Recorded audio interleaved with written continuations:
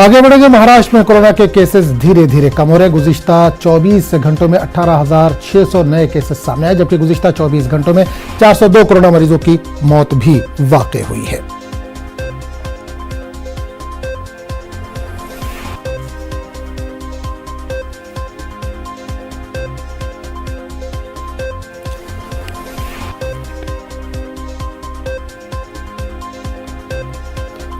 और कोरोना वबा के असरात महाराष्ट्र में धीरे धीरे कम हो रहे हैं, लेकिन रियासती हुकूमत ने लॉकडाउन जैसी पाबंदियों को मजीद 15 दिन बढ़ाने का ऐलान किया। कल रात महाराष्ट्र के वज़ीर आला ने डिजिटल प्लेटफॉर्म से रियासत के अवाम से खिताब किया। इस दौरान इन्होंने वाजे किया कि पाबंदियों को धीरे धीरे हटाया जाएगा। अवश्य जरूरिया की दुकानों को सुबह 7 बजे से दोपहर 2 बजे तक खुले रखने की इजाजत दी गई है। वहीं जो सरकारी दफातर कोरोना से जुड़े कामकाज को अंजाम दे रहे हैं, वो 25% स्टाफ के साथ काम कर पाएंगे।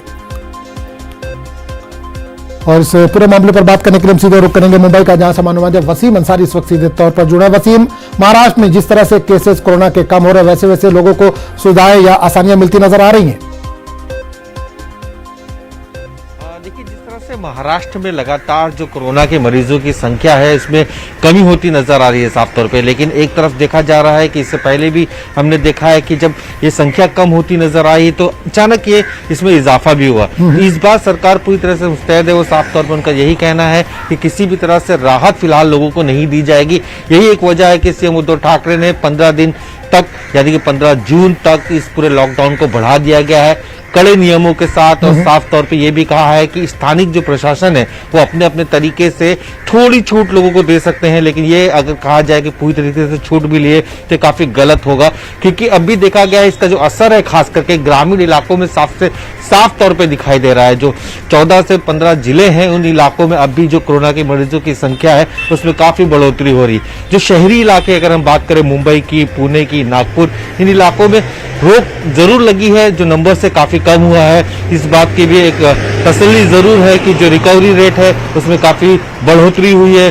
जो मृत्यु दर है उसमें कमी साफ तौर पे दिखाई दे रही है। लेकिन जो लहर की आई है, सेकंड लहर, उससे लेकर जो सरकार की चिंता बढ़ी है, तो तीसरी लहर की भी खास करके उन्होंने तैयारियां शुरू कर दी है। अब ये माना जा रहा है कि जिस तरह से हमने देखा कि पहली लहर में जो वरिष्ठ नागरिक थे उन्होंने सबसे ज्यादा इसका असर दिखाई दिया। इसके बाद जो दूसरी लहर थी जिसमें युवा पीड़ित है, अब जो तीसरी लहर की आशंका जताई जा रही है, इससे बच्चे काफी तरह से पीड़ित हो सकते हैं। तो भारत सरकार पूरी तरीके से तैयारियां कर चुकी है, चाहे ऑक्सीजन की बात करें, बेड की बात करें, इन सब चीजों के लिए तैयारियां जरूर की गई। लेकिन इस बार प्रदर्शित होती है तो एक दो चुनौती साफ तौर पर बीएमसी के सामने होगी। एक तो बारिश की वजह से जो बीमारियां होती वो, दूसरा कोरोना की रोकथाम को किस तरह से रोका जाए, इसकी तैयारियां भी यहाँ पे साफ तौर पे की जा रही। तो स्टाफ जो है उसमें बढ़ोतरी जरूर की जा सकती है। सरकार ने 25% सरकारी कर्मचारियों को बुलाया है, लेकिन हो सकता है कि आने वाले दिनों में जो बीएमसी के कर्मचारी है उनकी संख्या में इजाफा हो सकता है। और साथ ही जो मानसून से जुड़े जो लोग हैं, जो इससे पूरे काम काज में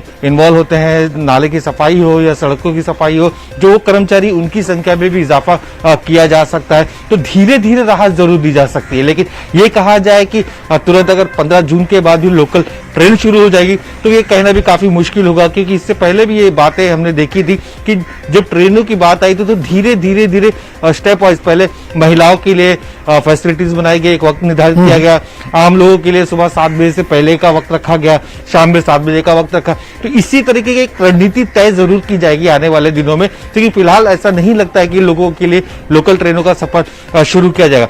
तो सबसे बड़ी प्राथमिकता सबसे पहले यही है कि किसी भी तरह से जो जरूरत की जो चीजें हैं उन दुकानों को प्राथमिकता दी जाए। और धीरे धीरे जिससे लगता है कि उन इलाकों में मरीजों की संख्या में कमी आई है, तो वहां पे धीरे धीरे स्थानीय प्रशासन अपनी तरीके से दुकानों को खोलने की छूट दे सकता है। अगर वो जिला अधिकारी को तय करना होगा, वहां के जो कलेक्टर से उन्हें तय करना होगा आगे की रणनीति क्या होगी। बिल्कुल, ऐसे में एक सवाल और करना चाहेंगे कि महाराष्ट्र सबसे ज्यादा मुतासिर रहा कोरोना से, और खासकर मुंबई की अगर हम बात करें तो मुंबई में सबसे ज्यादा केसेस आए, सख्ती की गई, लॉकडाउन लगाया गया, लेकिन लोगों में बेदारी की कमी थी। यह सवाल लगातार आ रहा था कि लोगों को जानकारी का अभाव है, बेदारी की कमी है।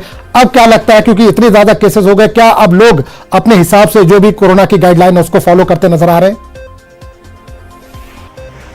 देखिए, ये कहना काफी मुश्किल होगा कि अब भी लोग कोरोना के जो गाइडलाइंस है, नियम है, उसका पालन कर रहे हैं। अब भी हमने देखा है कि ऐसे इलाके हैं जहां पे अनदेखी साफ तौर पे दिखाई दे रही है।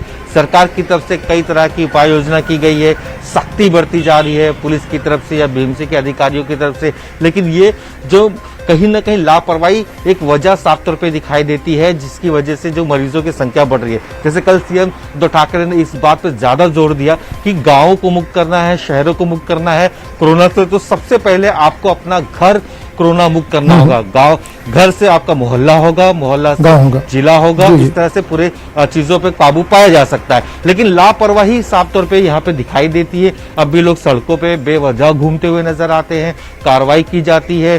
ट्रेनों में भी देखा है कि कई तरह के फर्जी दस्तावेज बना के लोग जाते हैं एक दूसरे के काम के लिए, वहां पे भी रेलवे की तरफ से कई तरह की कार्रवाई की जाती है।